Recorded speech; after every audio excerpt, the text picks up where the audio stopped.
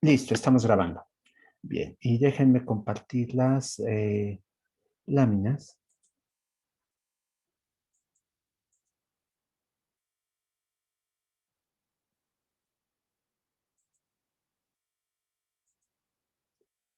Bien, todo el mundo está viendo las láminas, ¿verdad? Así Perfecto. es, profe. Bien, gracias. ¿Recuerdan que habíamos terminado realmente las láminas de esta parte del curso y que fue algo bastante inesperado? No pensé que fuera a ser tan rápido. Entonces, voy a presentar un tema más, un tema bastante extenso, pero no lo voy a presentar completo, solo una parte de las láminas incluyen todo, pero me voy a tener como 4 o 5 láminas antes del final. Y va a ser la clase de hoy y probablemente la del lunes. Lo que voy a presentar es algo que completaría lo que vimos en lo que tenía planeado originalmente y que ahora trata de la idea de recursión, de definiciones recursivas, en este caso una versión muy limitada de recursión que se llama funciones inductivas, obviamente basadas en conjuntos definidos inductivamente, y que nos va a permitir asegurar ciertas propiedades muy convenientes de estas funciones. Entonces, les decía que para esto pues agregué estas láminas en las que presento un ejemplo muy simple de una forma en que suelen definirse funciones, que es una función por enumeración. Es decir, yo les digo, a ver, dame una función del conjunto 1, 2 al conjunto 1, 2. Y lo que hago es decirle, bueno, mira, en esta función el 1 está relacionado con el 1 y el 2 con el 2. Ajá, entonces ahí está, lo puedo escribir de esa manera. Pero imagínense que tuviera un conjunto infinito en lugar de este conjunto con solo dos elementos. ¿Cómo puedo definir una función con un conjunto infinito? Pues se dan cuenta que no es práctico definirla escribiendo todos los pares ordenados, porque pues no sabemos si el universo es finito o no es finito, pero indudablemente los recursos para comprar pizarrones sí lo son en la UNAM. Entonces no me los acabaría comprando pizarrones definiendo la función. Hay que buscar una manera más eficiente entonces de definir funciones que no implique un número infinito de pizarrones. Ajá. Una forma distinta de hacerlo es por medio de una regla. Por ejemplo, tenemos esta función que me dice f de x, pues mira, f de x es el cuadrado de x. ¿No? Es una definición típica de funciones que se aprendió seguramente en secundaria, si no es que antes, y pues es bastante sencilla. Y otra opción también, por supuesto, es dar varias ecuaciones. Por ejemplo, aquí tengo la función factorial que ustedes conocen muy bien. Esta función factorial se define por medio de dos ecuaciones. Y me dice el factorial de 0, o 0 factorial, es otra forma de leerlo, es 1, y el factorial de n más 1 es el factorial de n por n más 1. Bien, ahora, en esta función que definí aquí arriba, vean cómo del lado izquierdo, aquí tengo f de x, y del lado derecho tengo esta expresión que no contiene la letra f, ¿se dan cuenta? Entonces no es una función que parezca autorreferencial. En cambio, en estas otras ecuaciones, aquí en la primera, pues no tengo ningún problema. El símbolo de factorial aparece solo del lado izquierdo, pero en la segunda ecuación tengo que el símbolo de factorial aparece de los dos lados. Y esto es pues una definición que tiene apariencia de circularidad. Es como si me dijeran, oye, ¿qué es un pingüino? Y yo les contestara, pues un pingüino es un pingüino. No estoy explicando nada, se dan cuenta en esta situación. Aquí el punto es que sí, intuitivamente, y por nuestra experiencia matemática, sabemos que sí estoy definiendo algo, pero siempre hay el riesgo de que yo defina algo que no tiene, que sea circular, que sea como mi explicación de los pingüinos, ¿no? Por ejemplo, déjenme ver, me parece que aquí tengo este ejemplo. Vean, en este ejemplo, digo que g de x es g de x más 1.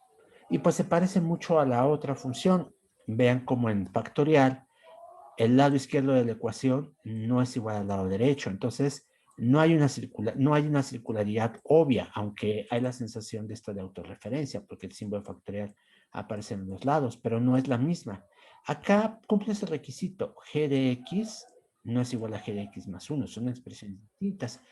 Y sin embargo es obvio que esta definición de aquí es una definición que tiene problemas, ¿no? Aquí lo pongo como errores. Es discutible que sea un error, pero intuitivamente nos parece un error. Eh, y tiene un problema, ¿por qué? Porque si yo les digo, a ver, evalúa G de 5, pues me dicen, bueno, G de 5 es G de 6 y G de 6 es G de 7.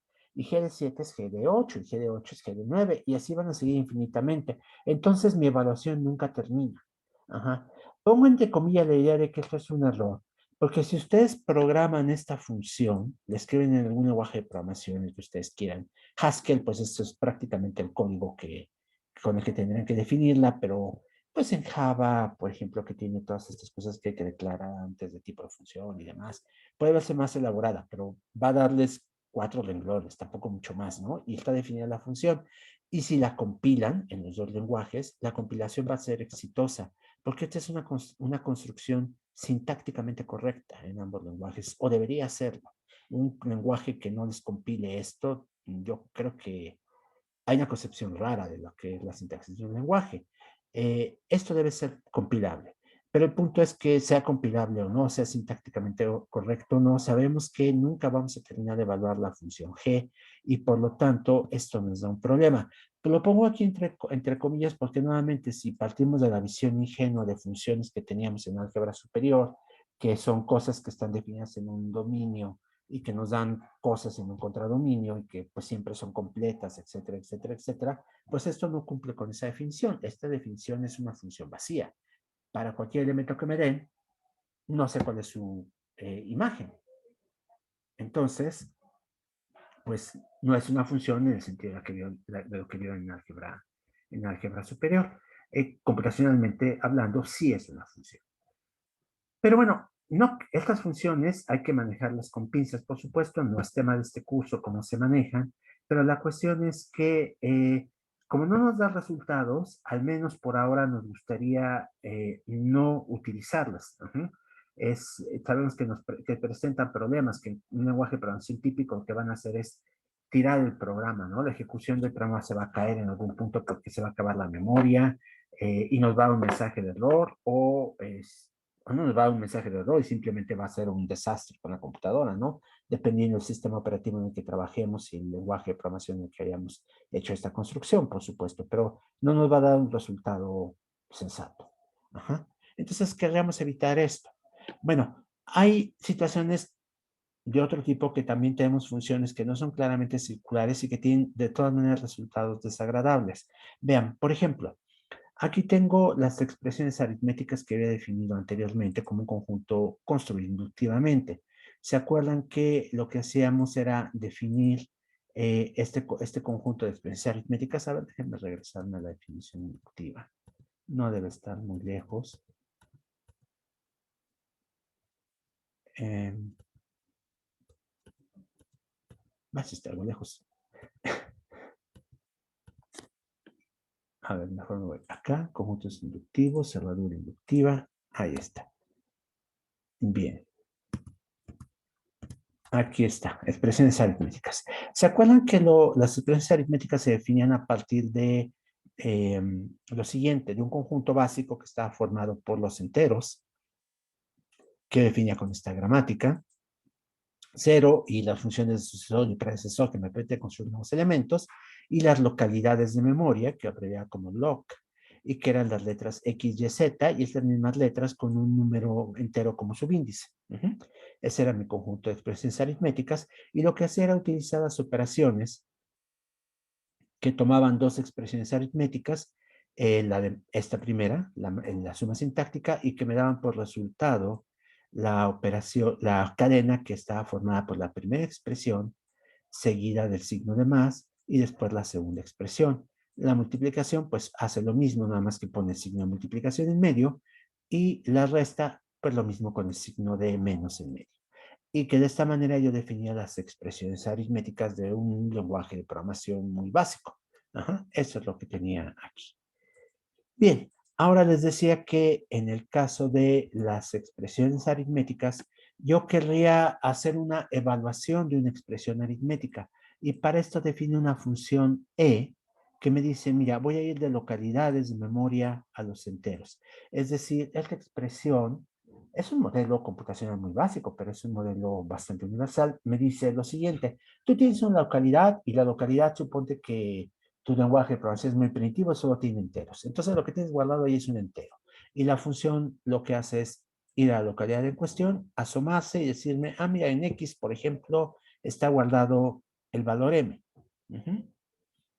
Ahora, esta función de evaluación también podríamos extenderla ahora en todo el conjunto de expresiones aritméticas, porque aquí se dan cuenta que solo la definí para localidades, pero con esto me basta, puedo extenderla a otras expresiones aritméticas. Por ejemplo, la evaluación del entero n. ¿Cuál es el resultado de evaluar el entero n? Y pues como el entero n es una constante, pueden verlo así, pues evaluarlo me da esa misma constante. 5 es 5 siempre, ¿no?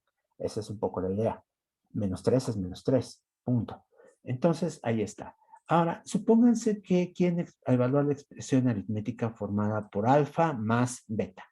Ajá. Lo que hacen es que evalúan alfa, evalúan beta y después suman el resultado, que va a ser un entero en cada caso, por medio de la suma que ustedes aprendieron en primaria. Aquí estoy marcando esto con este subíndice del conjunto entero, de z. ¿Por qué razón? Pues porque acá, de este lado, habíamos dicho que era simplemente un signo sintáctico, un elemento de la sintaxis. De este lado ya le atribuimos un significado. De este lado se trata realmente de hacer la operación de suma.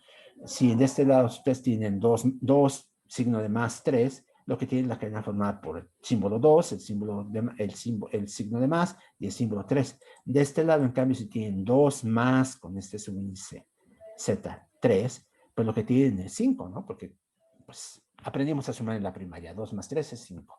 Es decir, aquí de este lado tengo enteros, de este lado tengo cadenas. Y lo que me está dando E es una regla para convertir las cadenas en valores de enteros. Y la regla entonces, para hacer un resumen de todo lo que dije antes, es en localidades, asómate que está guardado en la localidad de memoria. En enteros es, pues ya sabes cuánto valen.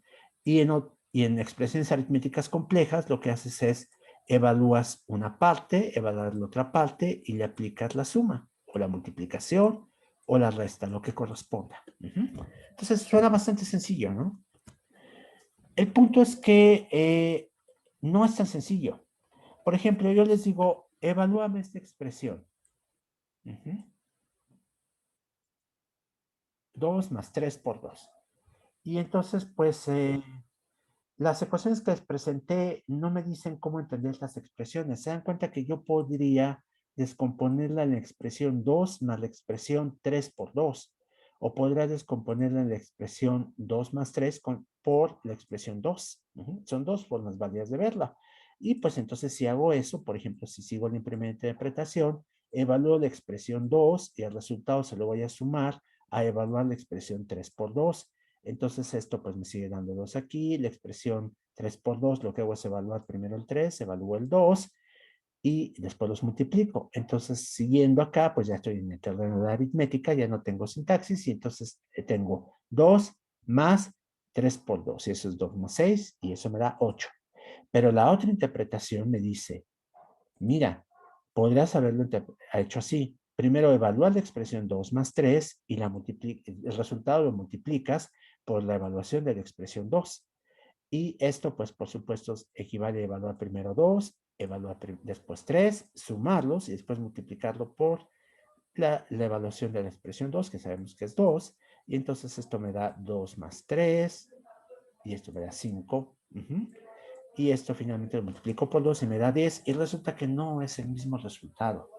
Entonces, algo está mal con estas expresiones aritméticas que había definido antes. Las funciones recursivas definidas con base en la sintaxis del lenguaje de expresiones aritméticas me dan resultados ambiguos. No es como el caso de g igual a g de x más 1, de g de x igual a g de x más 1, que me da un círculo infinito de evaluaciones. Aquí lo que tengo es un ciclo infinito de evaluaciones, perdón. Aquí lo que tengo es que me da dos resultados dependiendo qué estrategia de evaluación siga.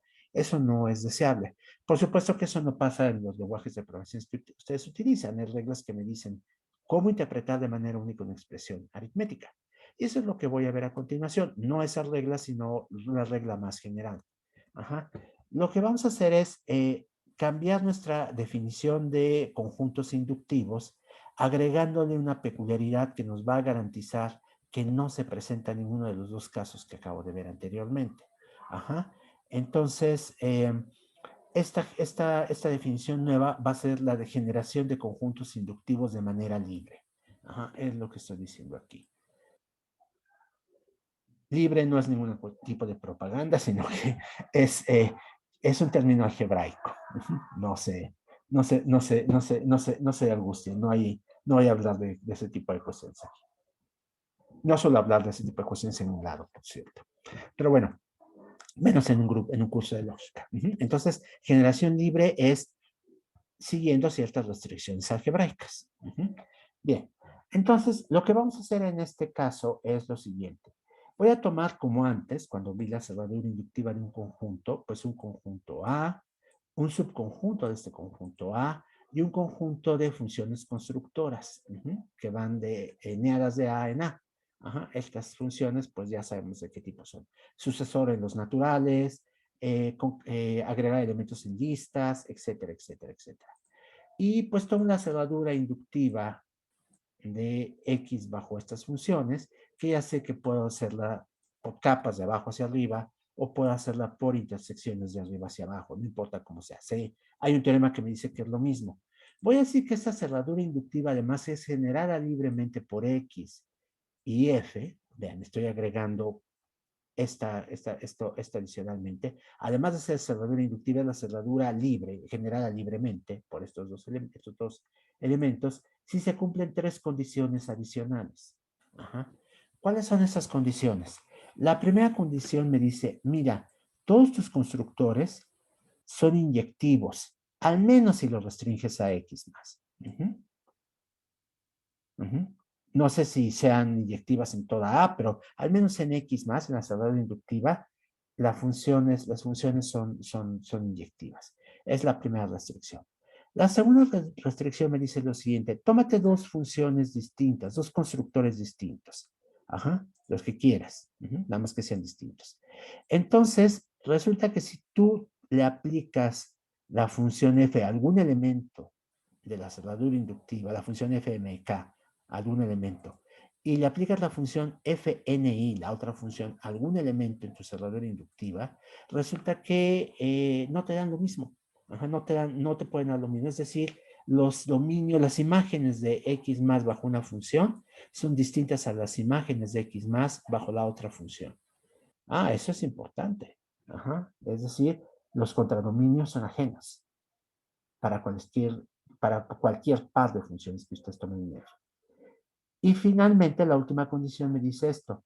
Además, los elementos de X son realmente básicos o atómicos. Atómicos en el sentido etimológico.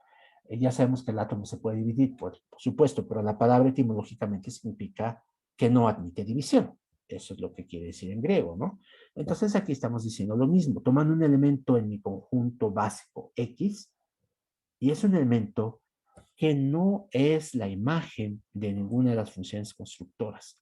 Ajá. No importa cuál tome, no importa qué elementos tomen en X más, aplicarle esta función a estos elementos en X más no me da nunca un elemento básico. Ajá. Esas son las tres condiciones que pongo. Y si cumple estas tres condiciones, resulta que la cerradura de X, ajá, la cerradura inductiva de X, es además generada libremente. Es un conjunto generado libremente. Bien. Entonces, vamos a ver, voy a ver primero contraejemplos de este caso, de estas tres condiciones. El primer contraejemplo me dice lo siguiente, permítanme ver nada más la hora para ver cómo voy. Voy bastante bien. El primer contraejemplo me dice lo siguiente. Mira, tómate las expresiones aritméticas como las definiste antes. Resulta que no es un conjunto generado libremente, pues no cumple la condición 2. Ajá. A ver, ¿cuál es la condición 2? La condición 2 es, tómate dos funciones distintas y sus imágenes son ajenas.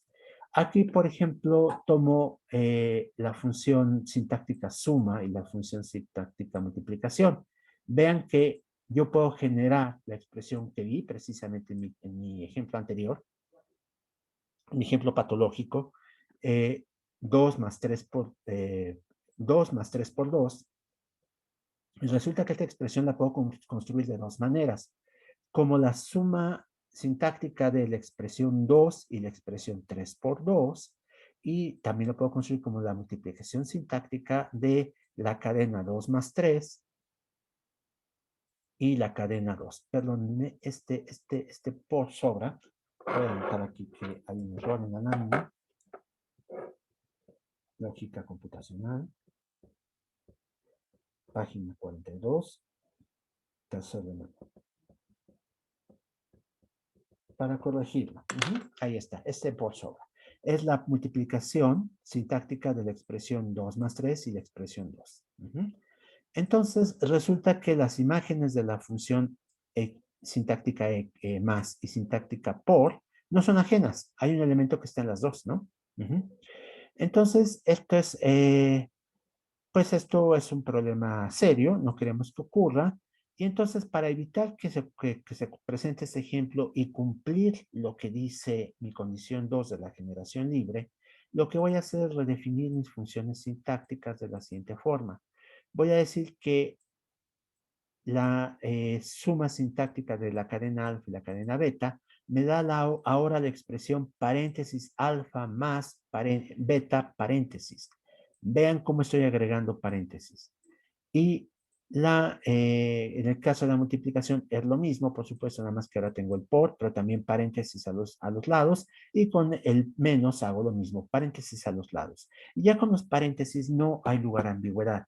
La expresión 2 más 3 por 2 no es una expresión generada en este conjunto inductivo, ¿se dan cuenta?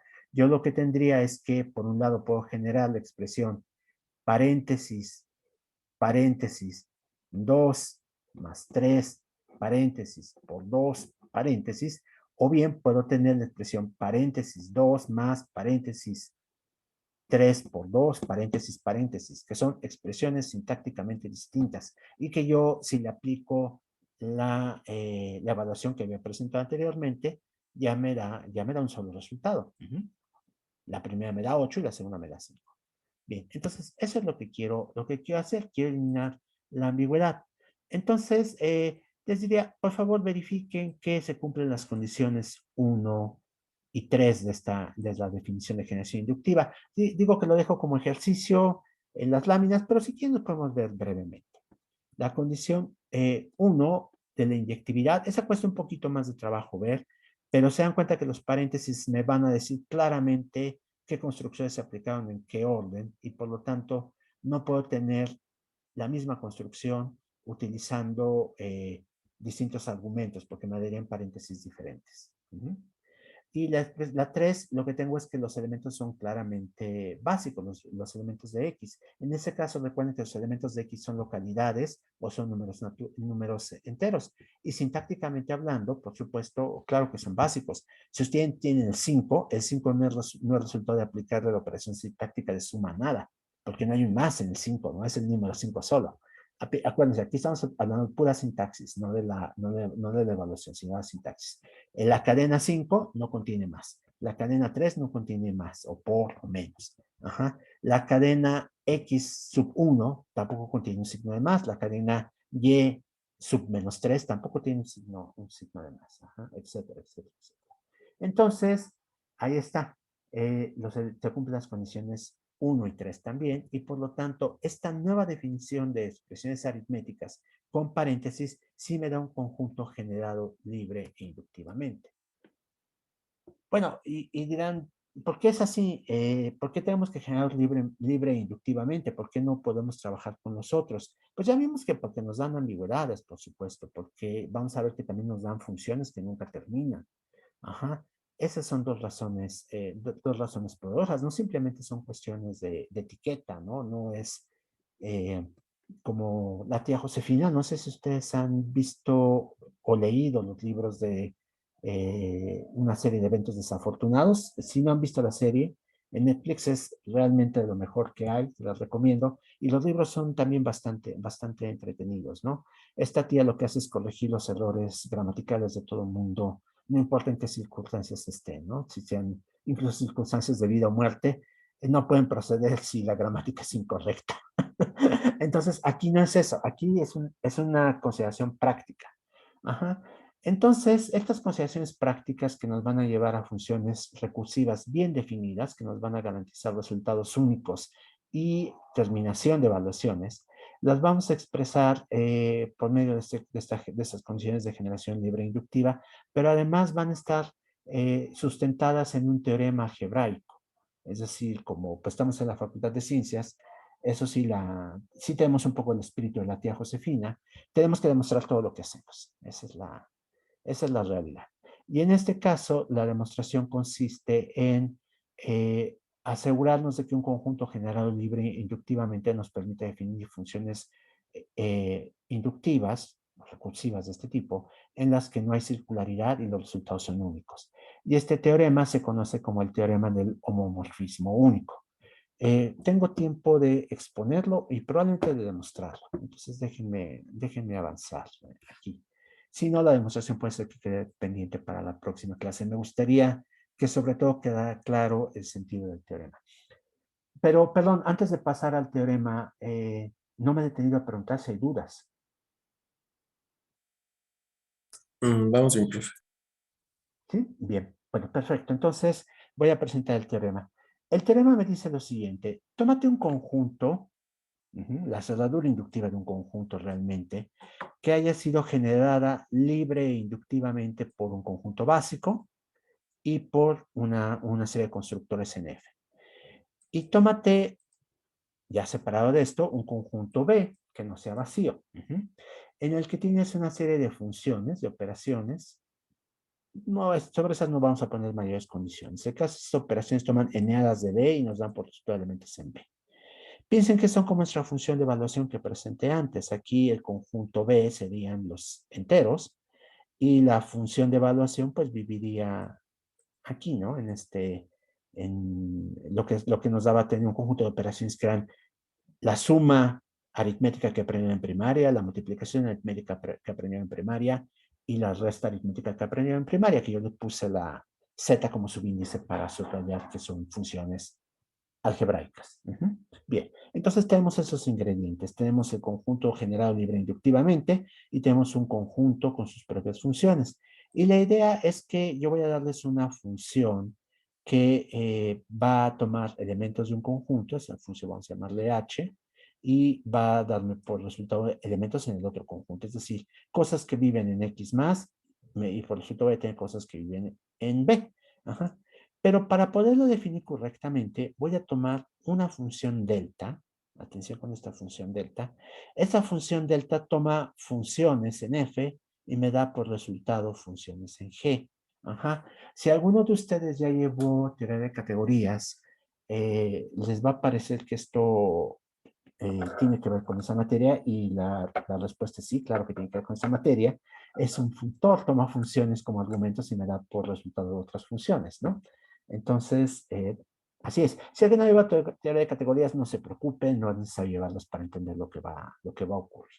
Pero el caso es que delta es una función que toma funciones y me da por resultado otras funciones. Frente un momento. Ahí está. Entonces, ¿cuál es el requisito que le pongo a delta? Le pongo un solo requisito, es bastante libre en decidir qué hacer. Pero el requisito que le impongo es que si la función en f que toma como argumento tiene n argumentos a su vez, ven, ahí está n, entonces la función que me da en g debe tener el mismo número de argumentos. Sí, perdón, sí, en g mayúscula. Si en g mayúscula me da como resultado g sub i m, eso quiere decir que m y n sean iguales. Es un poco lo que vimos acá. Regreso un momento. Vean. Aquí en la evaluación ya había pedido que para la función sintáctica más, que lo que hacía tomar dos cadenas y ponerles un más en medio, me diera de este lado una función que toma también dos argumentos. Esta función sintáctica toma como argumentos alfa y beta. Esta función toma como argumentos, el más sub z, toma como argumentos dos números naturales. Es el único requisito que pido, que respete el número de argumentos. Bien, entonces estamos aquí. Entonces, suponiendo que delta respeta esa restricción, ahora sí va el punto de esto. Yo lo que quiero es una función h. Vean, aquí tiene un acento circunflejo, un gorrito, como quieran llamarle. H que toma elementos en la cerradura inductiva de X y me da elementos en B. Quiero definirla.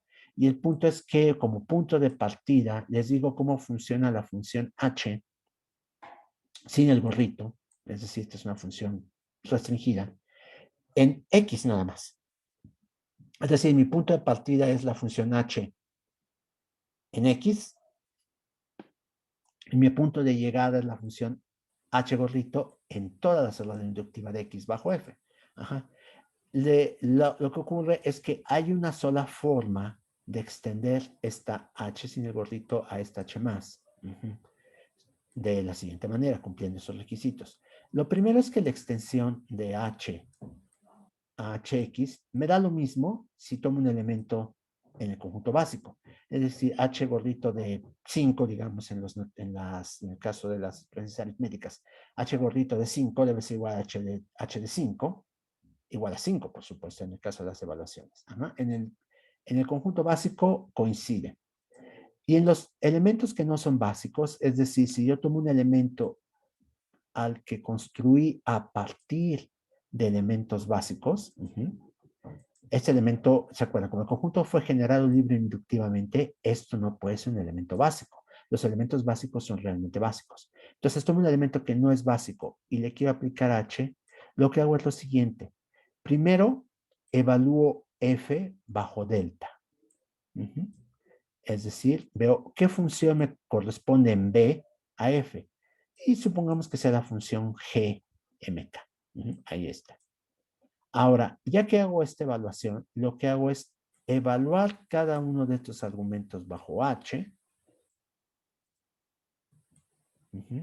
Y cada uno de estos me va a dar un elemento en B. Tengo una N-ada o una M-ada de de elementos en B, y a eso les aplico esta función. Entonces, de esta manera, yo estoy asegurando que existe una sola función h gorrito que extiende h cumpliendo estos requisitos. Es lo que digo. Ajá. Vamos a ver después por qué esto es importante para definir funciones recursivas. Pero el punto es que el teorema de un morfismo único me dice, hay una sola forma de pasar de un conjunto definido inductivamente libre y generado libremente a otro conjunto, cuando tienes una función h y se cumplen los requisitos que están aquí. Entonces, ese es el teorema. Antes de demostrarlo, voy a dar una presentación utilizando un lenguaje ligeramente distinto que me va a decir qué está pasando. A ver, esto tal vez sea bueno verlo en dos láminas a la vez. Permítanme un momento. Voy a dejar de presentar.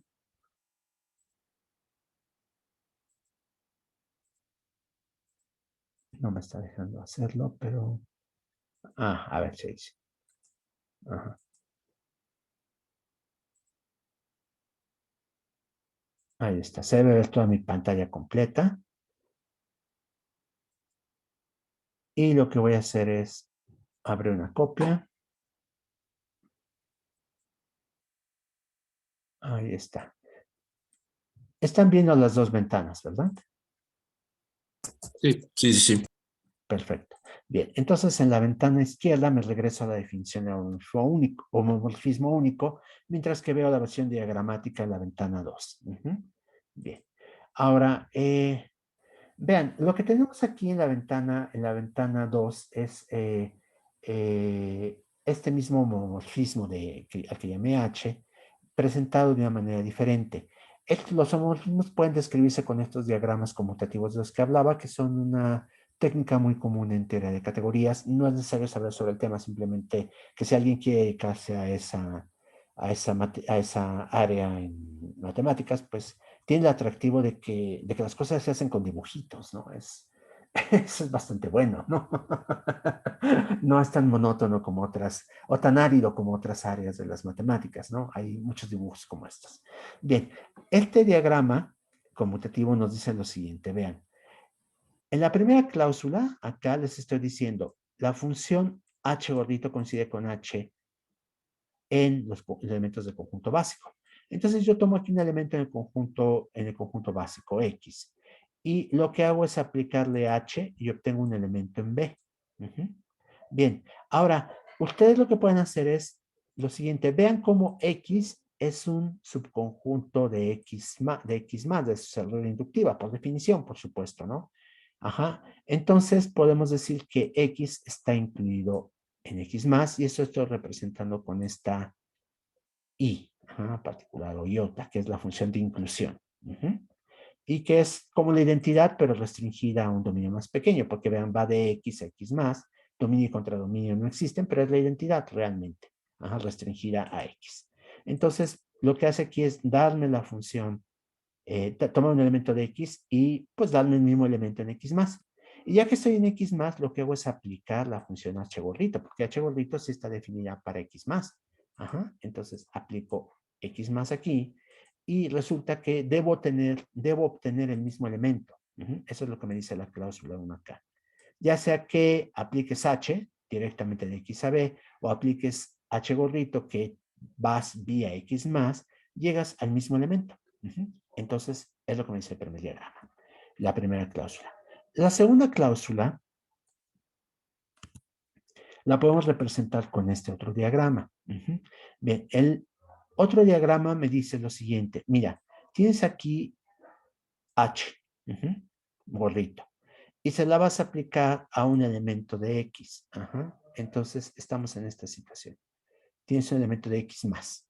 No de X, perdón, de X más, porque este no está en X, es un elemento construido. Entonces le aplicas H y vas a llegar a un elemento de B. Entonces, eso lo represento aquí. Bien, ahora, realmente lo que podrías hacer es lo siguiente. Bueno, vean, el elemento que estoy aplicando, perdón, antes de llegar a ese realmente, el elemento este de X más lo obtuve a partir de una eneada de elementos en X más a los que les apliqué la función f sub i n. Entonces tomé una eneada, les apliqué esta función, obtuve un elemento en X más y ese elemento a su vez le apliqué la función h y me llegó a B.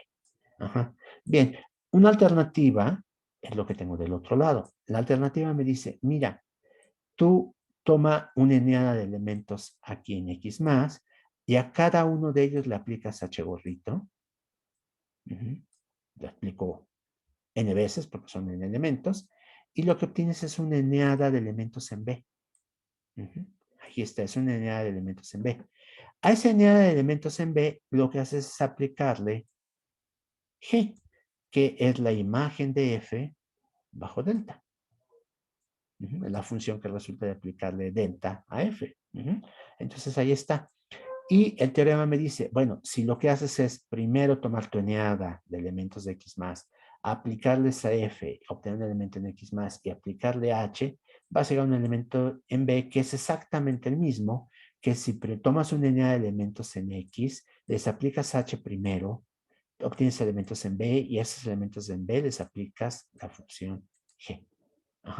En pocas palabras, este diagrama conmuta porque si siguen la ruta que va por acá, por arriba, llegan al mismo lugar que si siguen la ruta que va acá, por abajo, que primero desciende y después se mueve a la derecha. Sí, esa es la intuición tras el teorema. ¿Quedó clara? Sí, creo que sí. ¿Sí? Bueno, déjenme ver si antes de demostrarlo tengo algún ejemplo de aplicación, porque está muy abstracto, ¿no? Esto. Debo tener algún ejemplo. Antes de llegar a la demostración. Ahí está. Ajá, aquí hay un ejemplo. Vean, regreso a las expresiones aritméticas que habíamos visto. Vean, lo que yo definí originalmente para mi función de evaluación de expresiones aritméticas era una evaluación sin el gorrito que me decía, mira, toma un número entero, evalúalo y te va a dar el número entero, porque esos son constantes. Y toma un elemento, una localidad de memoria, y la evaluación lo que hace es asomarse a la localidad de memoria y ver qué valor está guardado.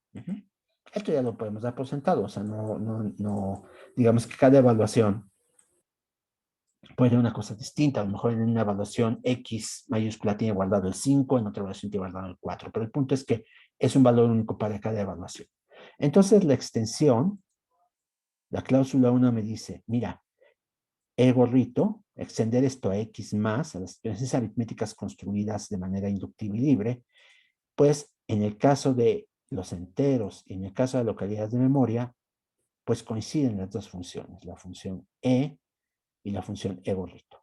¿Qué pasa en el caso de expresiones no básicas como estas? Bien, el punto es que lo que yo hago es asociar a estas operaciones sintácticas operaciones en los números enteros. Y entonces al más le asocio, digamos, de manera muy obvia la operación aritmética de más, al por le agrego la operación aritmética de por, y al menos le agrego la operación aritmética de menos. Y entonces, para evaluar una expresión paréntesis alfa más paréntesis, perdón, más beta paréntesis, lo que hago es evalúo primero la expresión alfa y después evalúo la expresión beta, me dan dos enteros cada uno y obtengo, y lo sumo y entonces obtengo un resultado. Y hago lo mismo para las otras, por supuesto, ¿no? Nada más que con la multiplicación y con la resta. El teorema del homomorfismo único me diría, sabes que esto que estás definiendo es una función y es una función única. Es decir, no te pasa como te pasó con las expresiones sin paréntesis, en que 2 más 3 por 2 te daba a veces 8 y a veces 10. Aquí te da un solo valor. Y además te va a dar un valor. Esta evaluación siempre concluye. Esa es la otra ventaja que tenemos con el conjunto general libre inductivamente. Esto siempre concluye. Siempre llegas a evaluar la función básica sin el gorrito, y esa función, si está bien definida y concluye, pues entonces la otra, la extensión, también debe concluir. Esa es la idea, por supuesto. Entonces, pues es un teorema bastante útil. Me diría, si tu conjunto fue general libre inductivamente, entonces ya sabes cómo construir más funciones inductivas o recursivas basadas en inducción, que siempre tienen un resultado único y que siempre terminen en su evaluación. Entonces, por eso es importante. Entonces, aquí tenemos un ejemplo.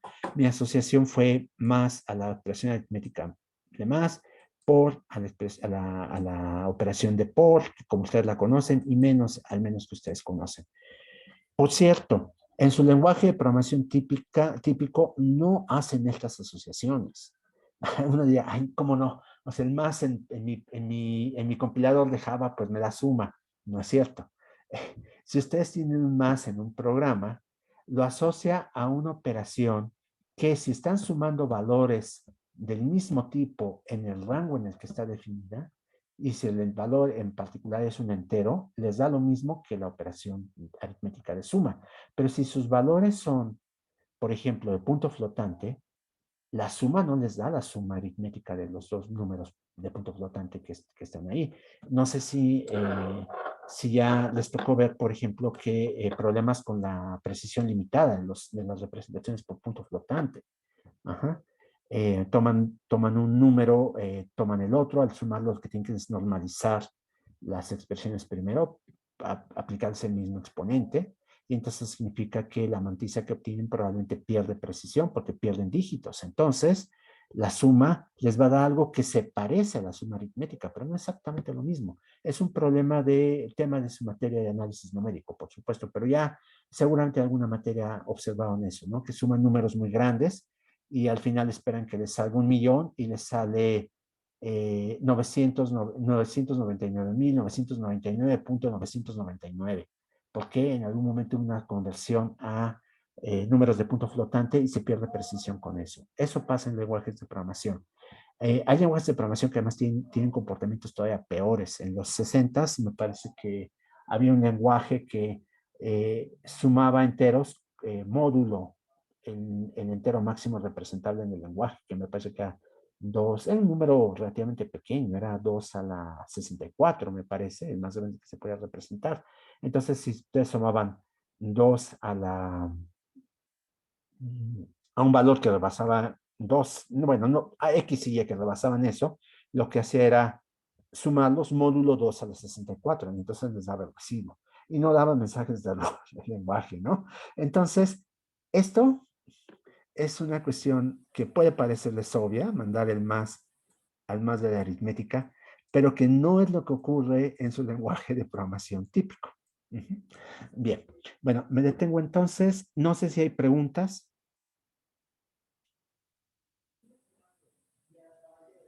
No, profe.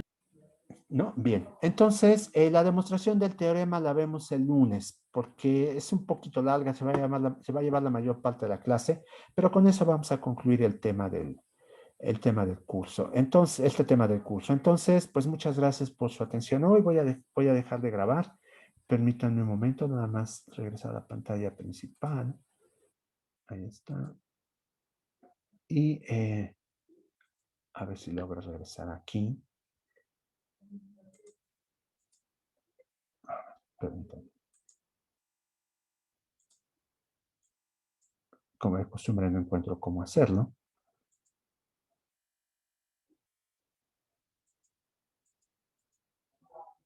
A ver,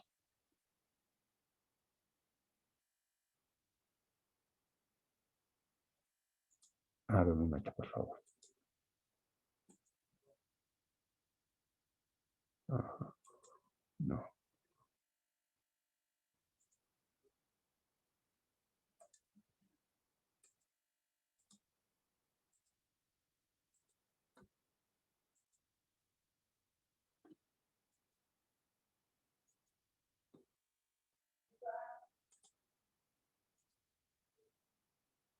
A ver, creo que ya logré llegar. Aquí está.